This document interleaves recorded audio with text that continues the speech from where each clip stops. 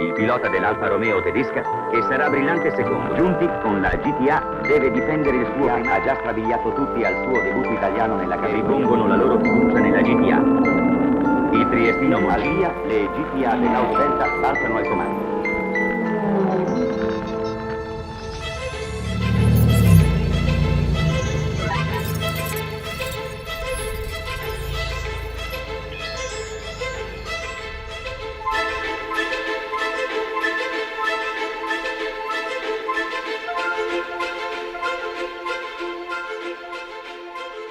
So we often get asked at what point we started designing the GTA. Truth is, we immediately after the Quadrifoglio launch in 2016 continued to play with ideas of where else to take this amazing car. So it was actually over the course of many, many years that we started sketching on a more extreme version of the Giulia. And for the 110th anniversary, it seemed to be the right time to actually show this creation. When we thought about the anniversary, we wanted to bring something very unique on the market. We wanted to celebrate this, and the best celebration that you can do is to bring a new car for the L50, for the customers, for all the ones who are fallen in love with Alfa Romeo.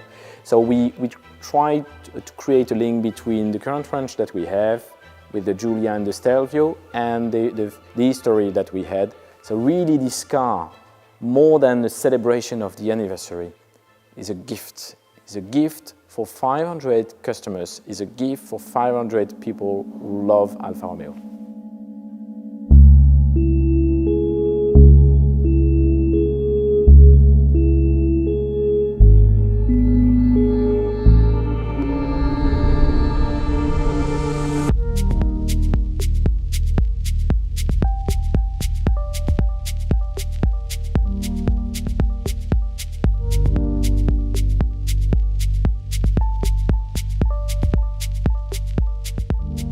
So carbon fiber is a material that we excessively used on the GTA and M for lightweighting. So the whole front part of the car is carbon fiber. A lot of the carbon fiber you don't even see. The hood, for example, is carbon fiber. The fender are carbon fiber. The whole front fascia is carbon fiber, but it's painted, so it's not really visible. But then there's a lot of exposed parts of carbon fiber, the aero pieces. We also have the wheel arch extension in the back, the rear wing. Those are exposed carbon fiber pieces. We actually like very much working with carbon fiber. It's a material that can almost do anything. But the two differences you need to understand when working with carbon fiber, and you really have to pay attention to in the design phases, what will become aesthetic and therefore will be shown, and what is non-aesthetic. And you can see when you look at a real performance car, even all the way up to Alfa Romeo racing a Formula One car, a group that we worked hand in hand with and helped us tremendously with the development of these parts, we discovered very much the impact, the aesthetic impact, and the difference between aesthetic carbon fiber and non-aesthetic carbon fiber. So we had to make deliberate choices and made sure that the parts that were exposed really were aesthetic. And what that means is basically you really have to pay attention to the orientation of the carbon fiber weave, for example, whereas when you paint it later, you can't just do it any way you want. So there's really differences in how you have to approach it, but carbon fiber is a wonderful material to work with. So when we designed the Giulia GTA, when we had it in the studio, you can imagine that our walls were filled with reference images of the original GTA. And one thing you can't escape looking at these images were some of these iconic liveries. And what I really liked about them is they had a completely different solution than you saw on maybe other brands at that time, with this kind of dipped nose. And the dipped nose basically was done back in the day to identify the driver. So the car either had a complete nose in white or in light blue or in ochre and this kind of burnt yellow. And that's something we thought was really, really cool. So when the car was done, when the GTA was done, we thought this would be a nice opportunity for our customers, if they so wish, to also apply this kind of historic livery. So while the car in itself is not referring to the GTA with retro design or anything, but just the nameplate, we thought with the liveries, we allow our customers to actually create this nod to history, to actually make that connection to the original GTA and apply some of these really truly iconic liveries.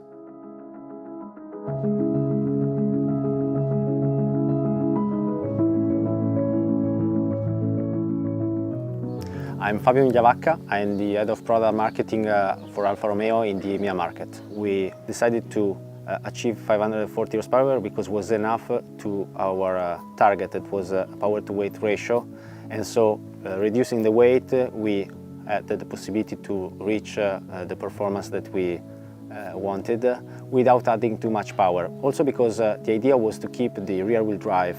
On the GTAm we have a specific aerodynamic package. We have a front splitter that is like on the Quadrifoglio and like on the GTA, an electric actuated splitter, so it could go down over a certain speed, but you can also adjust it in what we call the X direction, so in the front of the car manually, to increase the area and the downforce on the front of the car.